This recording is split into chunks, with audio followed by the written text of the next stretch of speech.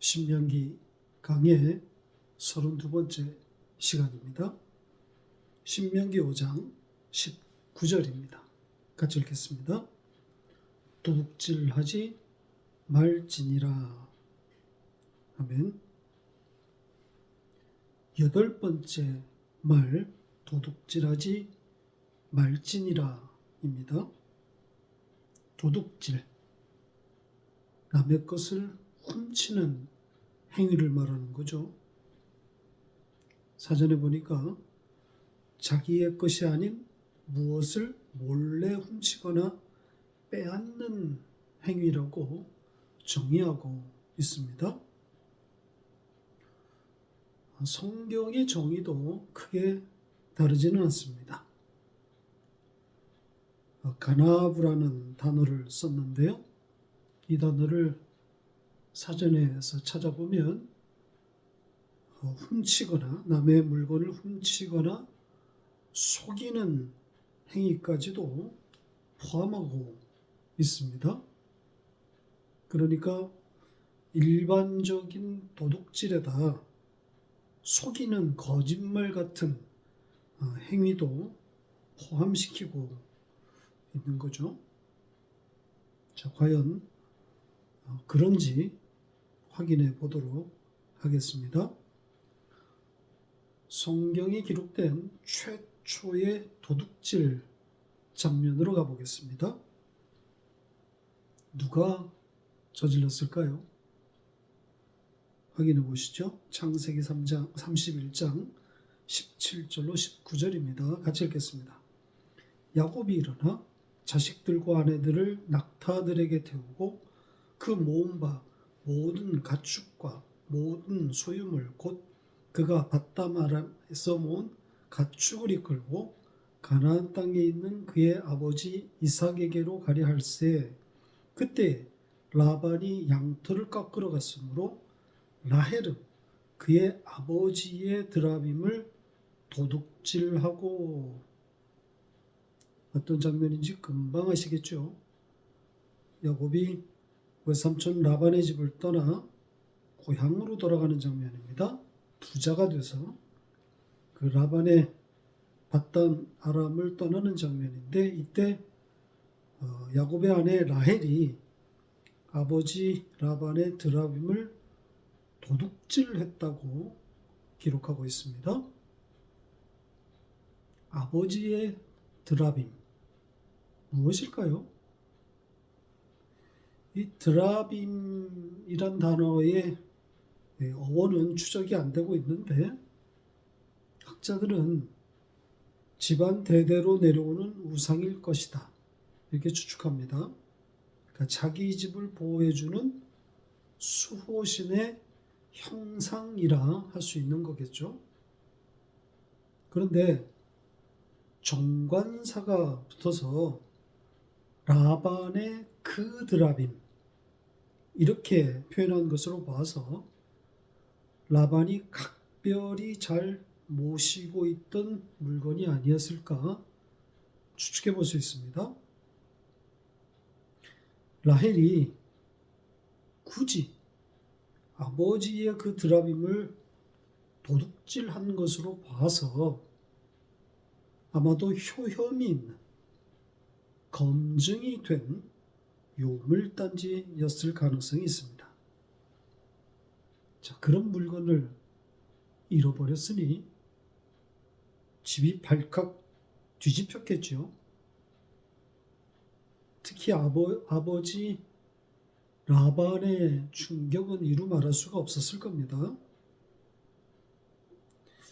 성경은 이 드라빔 탈취 사건을 비중 있게 다루고 있습니다. 창세기 31장 대부분이 이 사건에 대한 이야기란 말이죠. 자, 그 이야기는 조금 이따 다시 설명드리겠습니다. 아무튼 라반이 양털을 깎으러 집을 비운 사이에 일어난 일인데, 이 일로 엄청난 긴장감이 생기게 됩니다. 라반이 자기의 신을 훔쳐간 놈이 그 누구든 다 죽여버리겠다는 기세 아닙니까? 자, 그럴 생각으로 야곱을 추격해 온 겁니다. 그러니까 자기의 신을 훔쳐갈 제1용의자로 야곱을 꼽은 거죠. 당연히 도망간 야곱이니까 의심할 수밖에 없었던 거죠. 교활한 이 야곱이 자기의 신을 훔쳐 도망갔을 것이다. 이렇게 생각했을 겁니다. 자, 그렇게 7일을 맹렬히 추격해서 드디어 야곱을 만나게 됩니다. 그러니까 자기에게 알리지도 않고 그의 아내가 된 두 딸과 또 식솔들, 손주들, 온갖 소유물을 챙겨서 떠난, 그래서 그 배신감도 그럴 것이지만 그보다도 이 드라빔이 더 절박한 주제였을 가능성이 있습니다. 자기 신이 지금 사라진 것 아닙니까? 라반은 야곱을 의심했지만 자기의 딸 라헬이 그랬으리라고는 생각하지 못한 것 같습니다. 야곱과 그의 가족들의 모든 장막을 싹 다 뒤졌지만 정작 라헬이 타고 앉은 낙타 안장에 숨겨진 드라빔에는 접근하지 못했습니다. 라헬의 거짓말에 속아 넘어간 거죠. 다 뒤졌지만, 라헬의 장막도 뒤졌지만 그녀가 자신의 생리기간이라는 그 말에 그 깔고 앉은 낙타의 안장까지는 뒤지지를 못한 겁니다. 그리고 라헬의 드라빔 탈취 사건은 성공적으로 마무리됩니다. 성경 최초의 도둑질이 완성되는 거죠.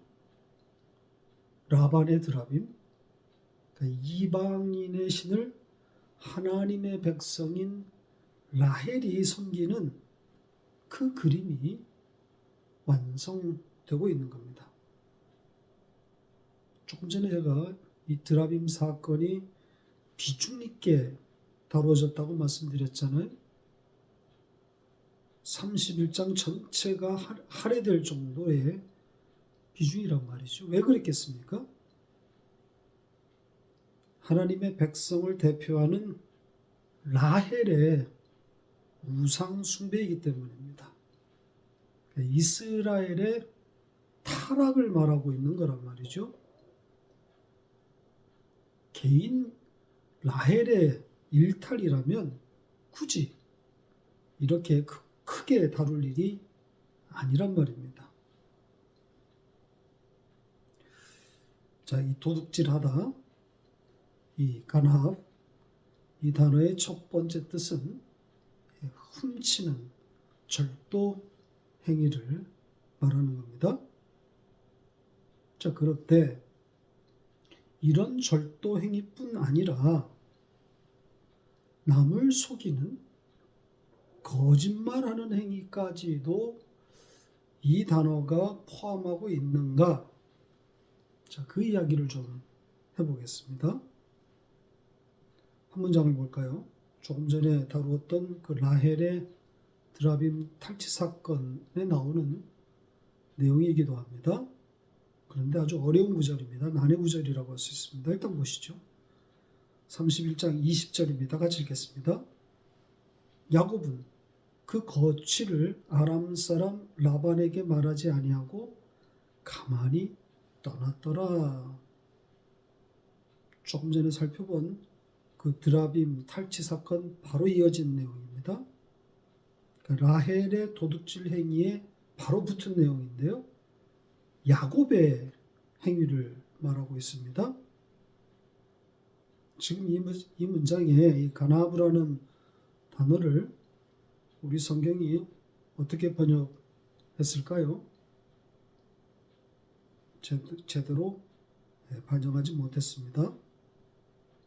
킹 제임스 성경과 NIV 성경에는 이렇게 번역을 했습니다. 한번 비교해 보시죠. 31장 전체 내용으로 볼 때 NIV 번역이 맞아 보이기는 합니다. 야곱이 라반을 속였다. 속이고 도망했다는 거죠.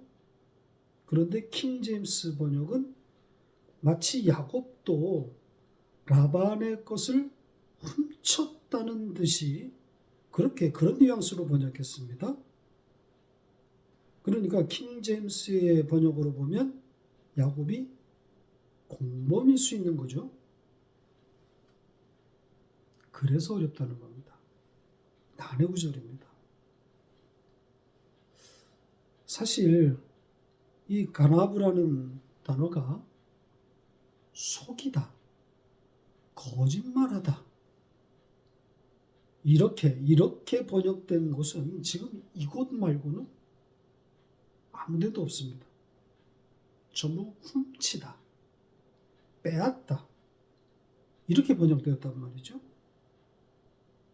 그런데 킹 제임스는 전체 문맥과 맞지 않는 훔치다, 빼앗다 이렇게 지금 번역한 겁니다. 그러다 보니 야곱도 이 드라빔을 훔치는 도둑질 행위에 관여가 되었다.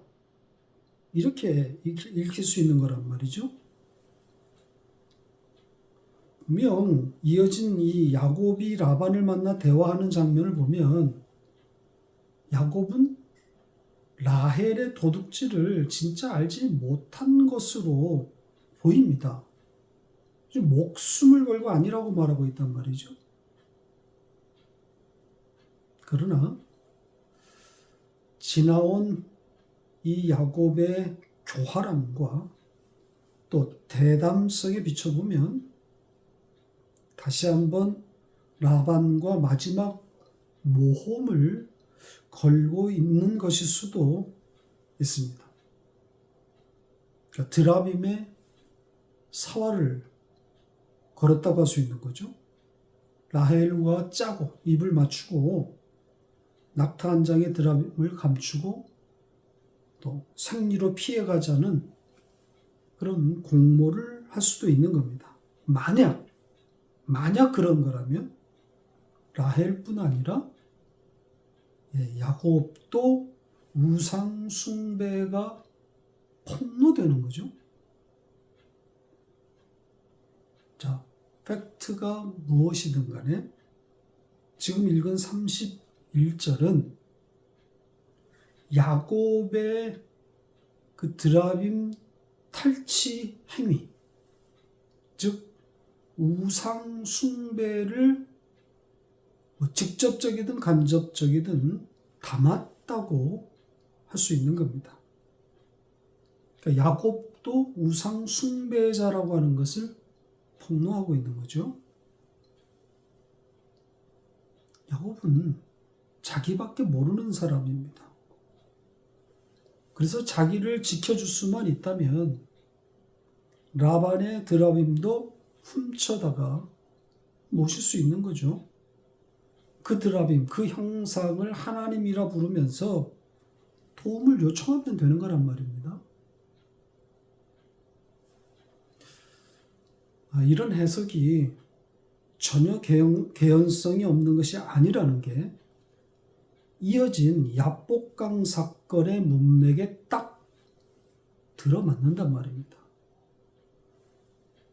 이 밧담 아람을 떠난 라반을 떠난 야곱이 바로 이어서 직면하게 되는 장면이 뭡니까? 바로 형 에서와의 만남 아닙니까? 에서를 만나기 위해서 온갖 잔대가리를 굴리는 야곱의 모습이 이 드라빔 탈취 사건과 아주 잘 어울린단 말이죠. 하나님 없음, 그거 아닙니까? 오로지 자기밖에 없잖아요. 약복강에서의 씨름이 그 절정 아닙니까? 하나님도 이겨먹는 자기 숭배, 우상 숭배의 극치를 보여준단 말입니다. 이렇게 도둑질은 우상 숭배와 연결되어 있는 주제입니다. 더 가지려는 것, 남의 것까지도 빼앗아서 자기 것으로 만드는 것 아닙니까? 자기밖에 없는 겁니다. 자, 이렇게 놓고 보면 우리 모두가 다 도둑질한 자가 맞는 거죠. 인간들끼리 합의한 법 안에서 형식상 도둑질이 아닌 것뿐이지 내용, 그 본질로 들어가 보면 인간은 모두가 다 도둑질하고 있는 겁니다. 적당한 이윤, 합법적인 이윤, 말은 좋은데 그건 성립이 될 수 없습니다. 한편은 잡아먹는 것이고 한편은 잡아먹히는 거란 말이죠. 강자는 더욱 강해지고 약자는 소멸하는 겁니다. 합법은 좋은 명분일 뿐 실제는 범법, 탈법의 세상 아닙니까? 다 자기밖에 몰라요. 인류 공동의 번영, 인류 공영이라고 그러죠. 그런 거 이제 없어요. 나만 잘 살면 된다. 우리나라만 부강하면 된다. 이렇게 주창하는 사람이 인기가 있습니다. 세계의 미치광이라고 불리는 트럼프를 대통령으로 세우는 세상이 되지 않았습니까? 다른 나라 다 죽여도 좋으니 내 나라만, 우리만 잘 살게 해달라는 것 아닙니까? 체면상 숨겨왔던, 그나마 숨겨왔던 인간의 그 악마적 본성이 표출된 것 뿐입니다. 이젠 노골적으로 드러내겠다는 거죠. 미국뿐이겠습니까? 지구상 어느 나라도 예외일 수가 없습니다. 다 합법적 도둑놈들의 세상입니다. 이 시대뿐 아니라 어느 시대나 그래 왔습니다. 얼만큼 그럴듯하게 포장했는가의 차이일 뿐 다 도둑놈들의 세상이었단 말이죠. 이 더 가지려고 하는 이 탐심에서 자유로운 사람은 한 사람도 없습니다. 선악과를 따먹고 죽은 전적 타락한 인간의 운명이란 말이죠. 나밖에 없어요. 나의 앞길을 가로막는 자는 다 죽여버리는 겁니다. 자, 도둑질에 대해서 예수님께서 하신 말씀을 좀 보겠습니다. 마태복음 15장으로 가보겠습니다. 15장 16절로 20절 같이 읽겠습니다. 예수께서 이르시되 너희도 아직까지 깨달음이 없느냐? 입으로 들어가는 모든 것은 배로 들어가서 뒤로 내버려지는 줄 알지 못하느냐? 입에서 나오는 것들은 마음에서 나오나니 이것이야말로 사람을 더럽히느니라.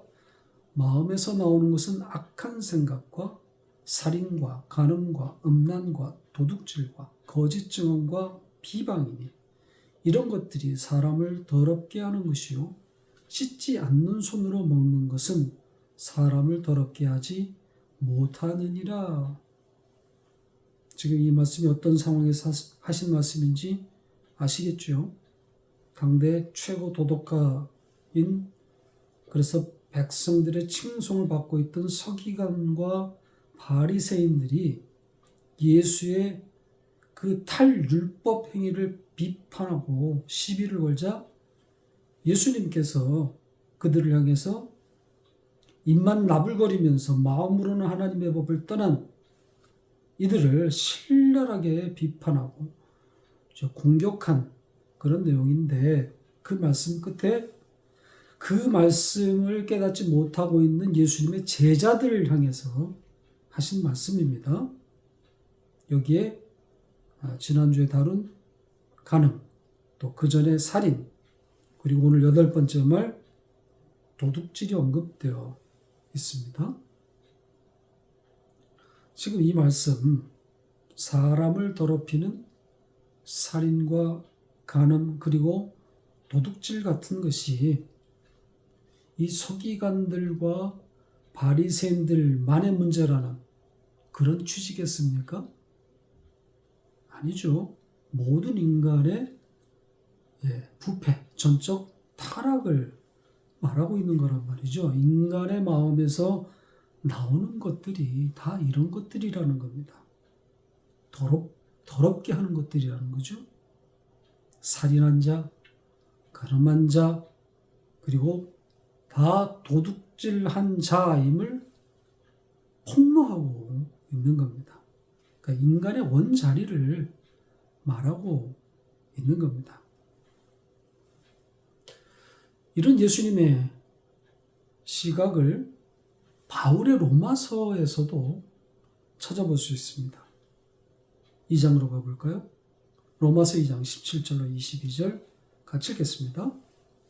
유대인이라 불리는 내가 율법을 의지하며 하나님을 자랑하며 율법의 교훈을 받아 하나님의 뜻을 알고 지극히 선한 것을 분간하며 맹인의 길을 인도하는 자요 어둠에 있는 자의 빛이요 율법에 있는 지식과 진리의 모본을 가진 자로서 어리석은 자의 교사요 어린아이의 선생이라고 스스로 믿으니 그러면 다른 사람을 가르치는 내가 내 자신은 가르치지 아니하느냐? 도둑질하지 말라 선포하는 내가 도둑질하느냐? 간음하지 말라 하는 내가 간음하느냐? 우상을 가증히 여기는 내가 신전 물건을 도둑질하느냐? 지금 바울 사도가 율법 선생들을 싸잡아 공격하고 있는 내용입니다. 자기들이 선생이라고 스스로 믿는 자들이라고 그러죠. 그러니까 외형적으로는 완벽에 가까운 율법 준수 행위를 그들이 하고 있기 때문입니다. 그런데 이런 이들에 대해서 바울이 간음한 자, 살인한 자, 도둑질한 자라고 지금 신랄하게 공격하고 있지 않습니까? 바로 욕심, 탐심의 우상 숭배를 지적하고 있는 겁니다. 그러니까 예수로 말미암는 하나님의 일방적인 은혜가 필요하다는 그런 이야기를 하고 있는 겁니다. 율법으로 될 일이 아니라는 거죠. 인간이 율법 준수를 할 수도 없지만 설사 한다 한들 껍데기일 뿐이고 마음에서 일어나고 있는 살인과 간음 그리고 도둑질을 어떻게 하겠냐는 겁니다.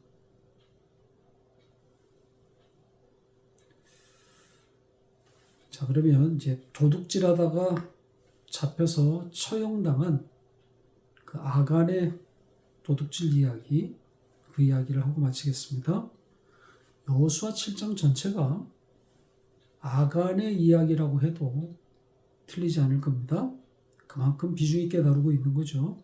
우선 7장의 첫 절을 보겠습니다. 같이 읽겠습니다. 이스라엘 자손들이 온전히 바친 물건으로 말미암아 범죄하였으니 이는 유다 지판 세라의 증손 삽디의 손자 갈미의 아들 아간이 온전히 바친 물건을 가졌습니다. 여호와께서 이스라엘 자손들에게 진노하시니라. 여호수아 7장은 이스라엘의 아이성 전투를 다루고 있는 내용인데요.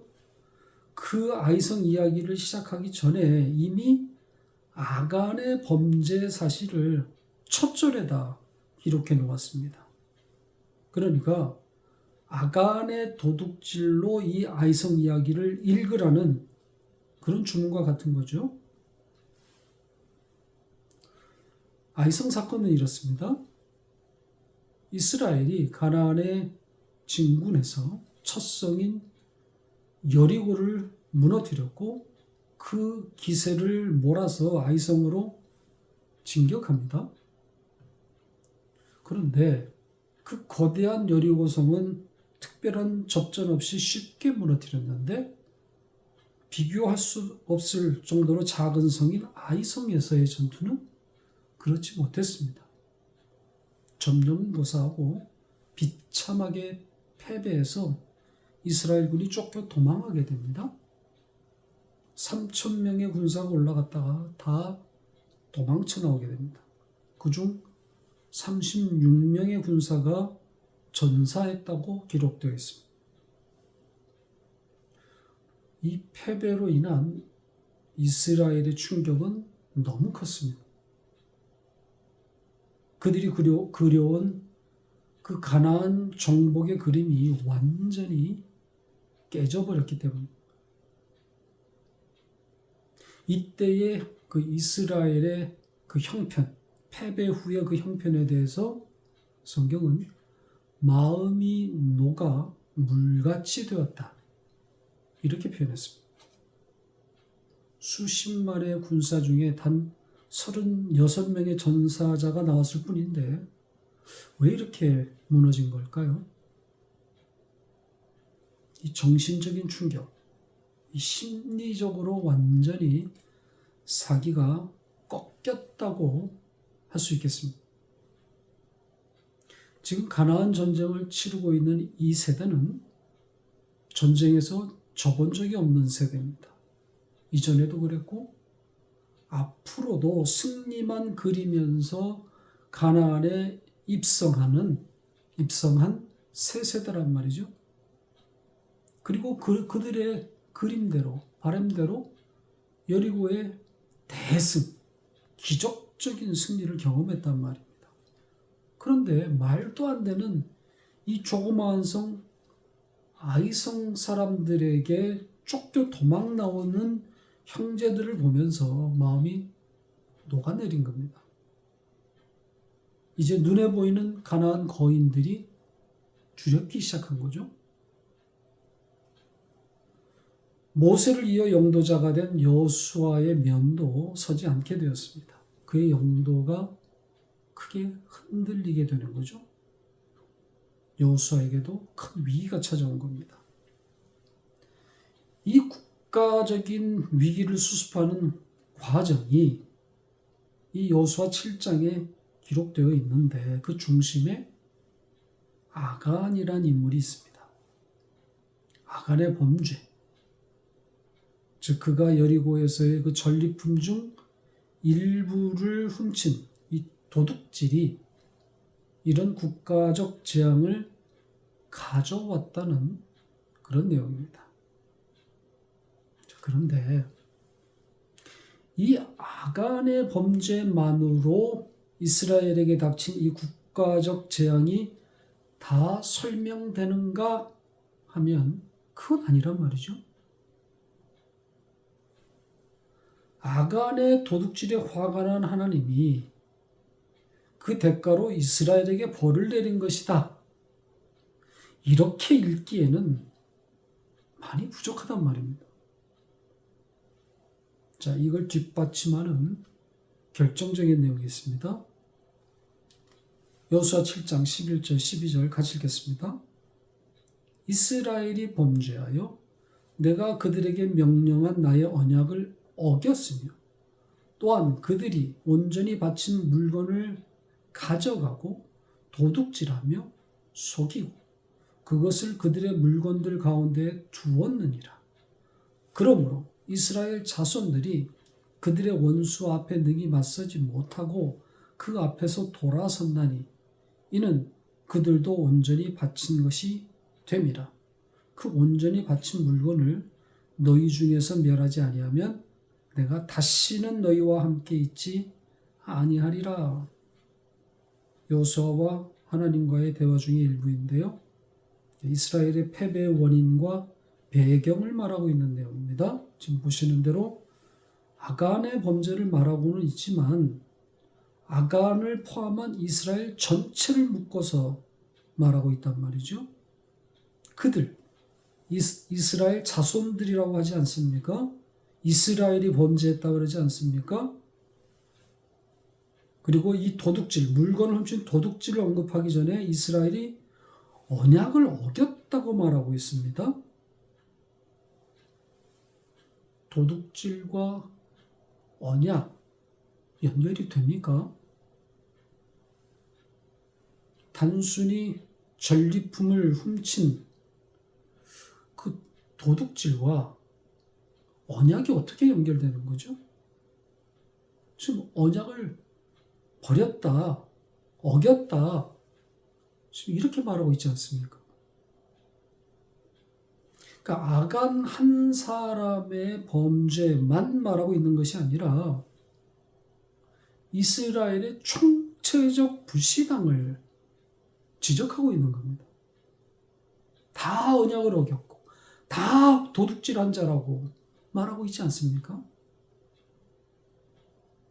그러니까 아간 한 사람만 죽을 자라고 하면 안 되는 거란 말입니다. 7장 전체 내용으로 보면 분명 아간 한 사람의 도둑질이 맞습니다. 제비를 뽑힌 이 한 사람, 아간의 도둑질이 분명합니다. 그가 아름다운 외투 한 벌과 또 은 200세겔 그리고 금 50세겔을 훔쳤습니다. 요즘 단위로 환산하면 은 2kg, 금 570g. 결코 작은 분량이 아니죠. 큰 범죄임이 분명합니다. 그래서 처형을 당하게 됩니다. 악을 골짜기로 데려가서 돌로 쳐 죽였단 말입니다. 그리고 그렇게 그를 죽이자 하나님의 맹렬한 진노가 그쳤다, 중단됐다고 7장 마지막 절이 분명히 기록하고 있습니다. 그래서 참으로 난해한 내용입니다.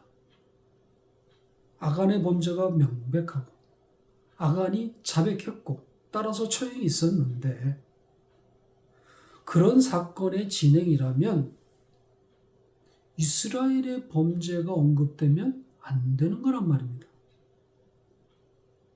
아간의 도둑질과 이스라엘의 범죄, 이거 어떻게 읽어야 하는 거죠?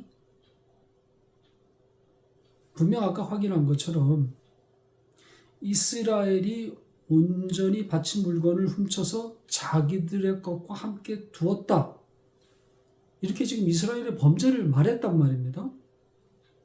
그런데다가 이스라엘이 하나님과의 언약을 어겼다고 지금 말하지 않았습니까?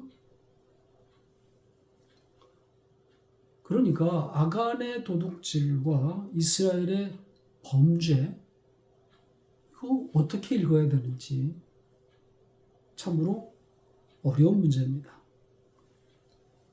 아간이 나쁜 짓을 먼저 했고 그것이 이스라엘에게 전가된 것이라고 읽어야 하는지, 아니면 이스라엘의 범죄가 아간에게 전가되었다고 해야 하는 것인지 참으로 난해하지요. 저는 이렇게 봅니다. 아까 읽은 예수님의 말씀이나 사도 바울의 말에도 나왔듯이 인간은 전부 도둑질한 자, 도둑놈들입니다. 아간은 실제로 그 도둑질의 그 행위에 이른 것이고, 반면 이스라엘은 아간과는 다르게 실제 행위에는 이르지 않았을지라도 그 물건에 그 마음이, 그들의 마음이 가 있었던 거죠. 그래서 아간만 도둑질한 것이 아니라 이스라엘 전부를 가리켜서 도둑질했다, 도둑놈들이라고 말하고 있는 겁니다. 그러면서 하나님의 언약을 어긴 것과 연결시켰단 말입니다. 그러니까 이스라엘이 하나님의 언약에는 관심이 없고 오로지 그 전리품, 자기들의 뱃속을 채우려고 하는 거기에만 관심이 있었다는 거죠. 그러니까 하나님은 그저 자기들을 돕는 신으로 옆에 있어 주기만 하면 되는 거란 말입니다. 그들의 조상들이 그래 왔던 것처럼.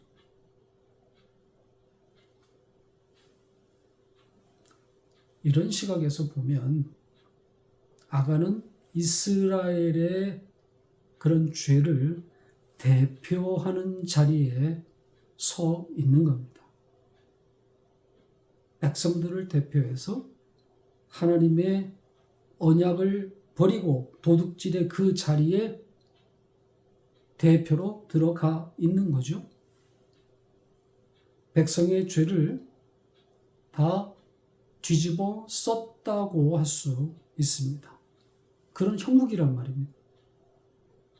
이제 그 죄를, 백성들의 죄를 뒤집어 쓰고 죽어주면, 돌에 맞아 죽어주면 이스라엘은 그 죄에서, 그 저주에서 풀리게 되는 거고,